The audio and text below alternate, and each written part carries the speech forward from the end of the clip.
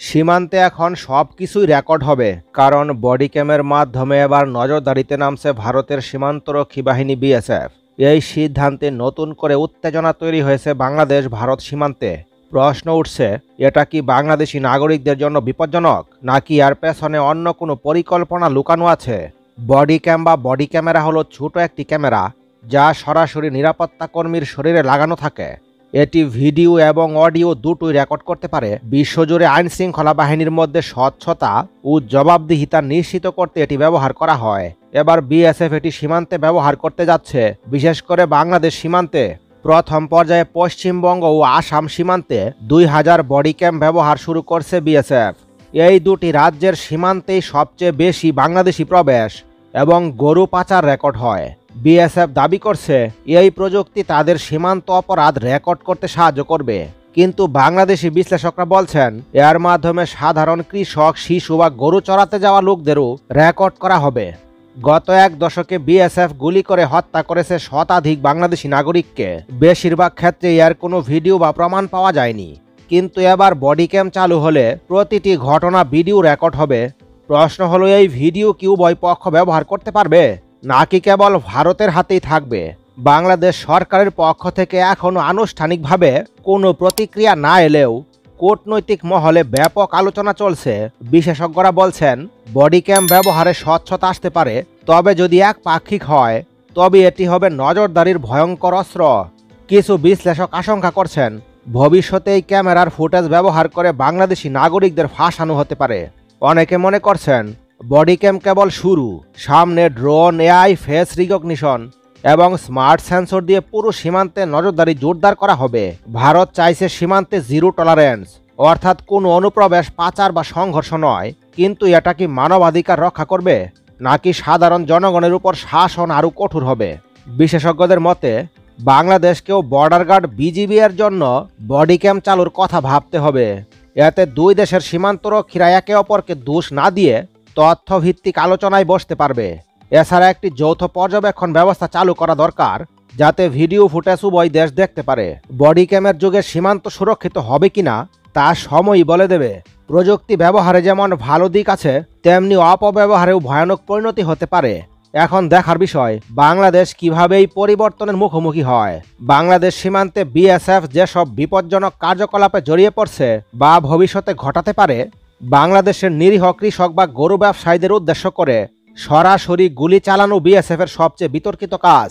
প্রতি বছর গড়ে 30-40 জন বাংলাদেশি সীমান্তে বিএসএফ এর গুলিতে নিহত হন, যা আন্তর্জাতিক মানবাধিকার লঙ্ঘনের শামিল। সম্প্রতি বিএসএফ সদস্যদের বডি ক্যাম দিয়ে সীমান্তে ডিউটির নির্দেশ এসেছে। এতে সীমান্তবর্তী মানুষের দৈনন্দিন কার্যকলাপের ভিডিও রেকর্ড করে তারা ভারতের গোয়েন্দা সংস্থার হাতে তুলে দিতে পারে। ভবিষ্যতে এটি বাংলাদেশের নিরাপত্তার জন্য এক ধরনের সাইবার গোয়েন্দাগিরি হয়ে উঠতে পারে। বিএসএফ এর সীমান্তে আগ্রাসী কার্যকলাপের বিরুদ্ধে বাংলাদেশের সরকার ও সীমান্তরক্ষী বাহিনী বিজিবি কি পদক্ষেপ নিয়েছে? প্রতিটি গুলির ঘটনা বা বিএসএফ এর আগ্রাসী আচরণের পর বিজিবি কড়া প্রতিবাদ জানায়। পতাকা বৈঠক বা ফ্ল্যাগ মিটিং এর মাধ্যমে ঘটনাস্থলে বা ক্যাম্প লেভেলে আলোচনা হয়। অনেক সময় বিভিন্ন স্তরে বিজিবি ও বিএসএফ এর যৌথ সভা অনুষ্ঠিত হয়। পররাষ্ট্র মন্ত্রণালয় নিয়মিতভাবে ভারতীয় হাইকমিশনকে প্রস্টেট নোট বা প্রতিবাদপত্র পাঠায়।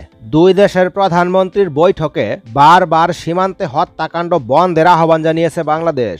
বিজিবির এখন যা করা দরকার, CCTV, drone, night vision camera ব্যবহার করছে। সীমান্তে কমান্ডিং অফিসারদের মোতায়েন বৃদ্ধি করা হয়েছে।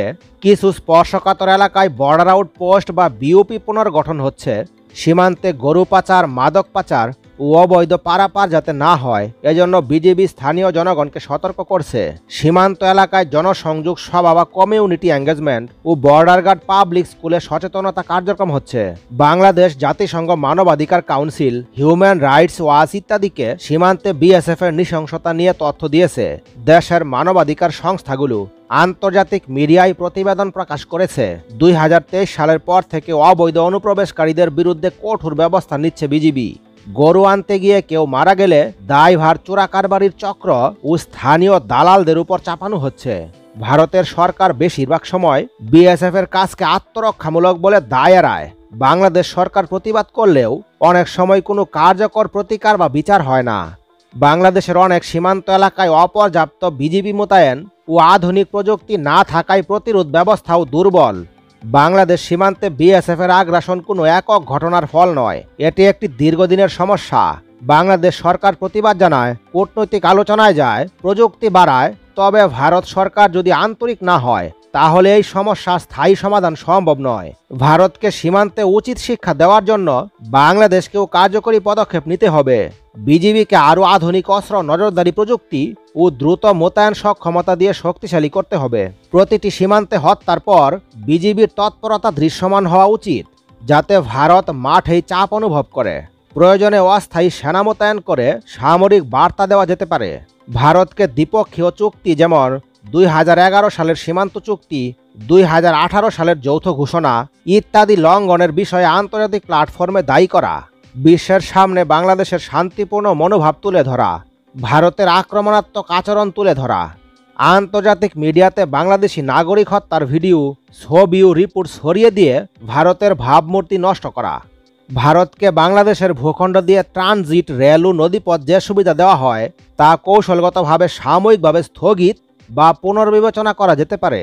ভারতের পণ্যবাহী ট্রেন, ট্রাক ইত্যাদি চলাচল কঠোরভাবে পরীক্ষা করা যেতে পারে। সীমান্তে স্থায়ী সিসিটিভি সার্ভেলেন্স দিয়ে বিএসএফ এর অন্যায় ভিডিও প্রমাণ আকারে সংরক্ষণ করা। এসব ভিডিও আন্তর্জাতিক মিডিয়াতে সরাসরি পাঠানো, যেমন ইউটিউব, ফেসবুক এই সকল সামাজিক যোগাযোগ মাধ্যমে। বিজেপি প্রধানের নেতৃত্বে সীমানে রেড জোন ঘোষণা দিয়ে আন্তর্জাতিক পর্যবেক্ষক চাওয়া, জনপ্রতিনিধি, সাংবাদিক ও মানবাধিকার সংগঠনকে সরজমিনে পাঠানো। বিএসএফ সীমান্ত লঙ্ঘন করলে বিজিবি তাৎক্ষণিকভাবে আটক বা জবাবদিহিতামূলক কূটনৈতিক বার্তা দিতে পারে। সীমান্তে লাউড স্পিকার বা ঘোষণাপত্র দিয়ে জনসম্মুখে ভারতীয় হামলার প্রতিবাদ জানানো। ভারত থেকে একচেটিয়া বন্ধুত্বের জায়গা থেকে বেরিয়ে চীন, তুরস্ক, মালয়েশিয়া, ইরান, রাশিয়ার সঙ্গে নিরাপত্তার সহযোগিতা বাড়ানো। এতে ভারত বুঝবে বাংলাদেশ ঘরে বন্দি দেশ নয়। ভারত যেমন বাংলাদেশ সীমান্ত টাইট দিচ্ছে, ঠিক তেমনি বাংলাদেশকেও ভারতকে ঘিরে ফেলতে হবে। শুধু সীমান্তে নয়, কূটনৈতিকভাবে, বাণিজ্যিকভাবে এবং নিরাপত্তার দিক থেকেও ভারতকে চাপে রাখতে হবে। ভারতের চারপাশে 4096 কিলোমিটার জুড়ে রয়েছে বাংলাদেশের সীমান্ত। এটাই দক্ষিণ এশিয়ার ভূরাজনীতিতে একটি শক্তিশালী কৌশলগত সুবিধা। ভারতের 5টি রাজ্য, বিশেষ করে পশ্চিমবঙ্গ, আসাম, মেঘালয়, ত্রিপুরা ও মিজোরাম বাংলাদেশের সীমান্ত ঘেঁষে কিন্তু অবস্থিত। এই অঞ্চলগুলোর স্থিতিশীলতা অনেকটাই নির্ভর করছে বাংলাদেশের সাথে। এই অবস্থানকে কাজে লাগিয়ে বাংলাদেশের কাজ হবে ভারতকে ঘিরে ফেলা। ভারতের উত্তর পূর্বাঞ্চলে মালামাল ও জ্বালানি পাঠাতে বাংলাদেশকে ব্যবহার করতে হচ্ছে। যদি বাংলাদেশ এসব সুবিধা বন্ধ করে দেয় তাহলে উত্তর পূর্ব ভারত কার্যত অচল হয়ে যাবে। বাংলাদেশ এখন এমন এক সময়ে অবস্থান করছে যেখানে চীন ও রাশিয়া তাদের আধিপত্য বিস্তারে বাংলাদেশকে ব্যবহার করছে। তাছাড়াও বন্দর, রেললাইন, বিদ্যুৎ ক্ষেত্র সবকিছুতেই চীনের বিনিয়োগ রয়েছে। রাশিয়া দিয়েছে পারমাণবিক বিদ্যুৎ কেন্দ্র। এই দুই পরাশক্তির ছায়ায় দাঁড়িয়ে বাংলাদেশ ভারতের উপর চাপ তৈরি করছে। একটু একটু করে ভারত বুঝতে পারছে তার আশেপাশেই তৈরি হচ্ছে নতুন এক শক্তি। আপনাদের কাছেও কি ঠিক এমনটাই মনে হচ্ছে কিনা কমেন্টের মাধ্যমে জানিয়ে দিন আপনাদের মূল্যবান মতামত। পরবর্তী নতুন ভিডিও সবার আগে পেতে একটি লাইক দিয়ে চ্যানেলটি সাবস্ক্রাইব করে রাখুন।